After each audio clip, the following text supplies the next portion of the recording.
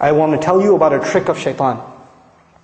When you go late to work, and your boss is angry at you because you're late, and lots of people work at your office, you know what you do? You avoid eye contact and sneak into your cubicle.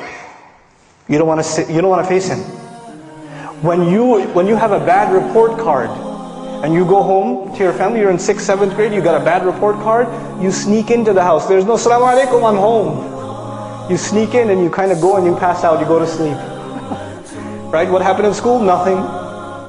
When you disappoint someone, you avoid contact with them. You avoid, it's natural. In this case, when we do something shameless, when we wrong ourselves, who have we disappointed? Allah Azza wa Jal. We've just disappointed Allah. So naturally, shaitan takes advantage of this. He comes to you and me and he says, you're going to go pray now, you hypocrite? You do this shameless thing, you do this and that, and now you want to go attend a class?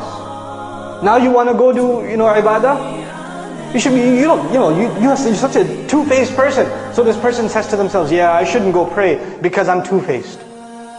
Shaitan takes advantage. He distances you from Allah. And we're embarrassed to go before Allah Azza wa Jal. But the true muttaq, he does something wrong. He does something wrong. And immediately what does he do? He remembers Allah. Dhakarullah. There's not even fa, no thumma, nothing. Dhakarullah, immediately. فَاسْتَغْفَرُوا لِذُنُوبِهِمْ. Then they asked Allah to forgive for their sins. And the word for sins here, dhunub, comes from dhanab actually, a tail. That which you're not proud of. That which humiliates you. Something you did that you're not proud of. And they ask Allah to forgive those embarrassing things that they did. وَمَنْ يَغْفِرُ الذُّنُوبَ إِلَّا اللَّهِ. Who's going to forgive sins if not Allah? Who are you going to go to? Where else you got to go? Who knows the things that you and I have done wrong except ourselves and Allah? There's a lot of things in our closet that Allah has not exposed. And only Allah knows, and we have to find the time to ask Allah to forgive. This is the main attribute of people that are described that enter Jannah. أُولَٰئِكَ لَهُمْ جَنَّاتٌ تَجْرِي مِنْ تَحْتِهَا الْأَنْهَارُ. The ayat are coming. The sandwich between mentions of Jannah. And the last thing I share with you about this final passage, one time I was with my family, and we were at a mall, and this other mom, her child, she was yelling at her child. This mother was yelling at her child, and the kid's crying his head off. And she even gave him a little, But you know where the child went? After he even got hit and yelled at? He's still holding on to the mother.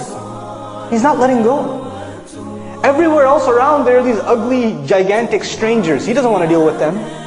Even if she's angry, even if she's disappointed, even if she's upset, his whole world, his whole shelter, his whole protection, where is he going to go except? His mother. And it made me think, subhanallah, when you and I sin, when you and I disobey Allah, where are we going to go? Where else is there to go? Who do we turn to? We don't have anywhere else to turn.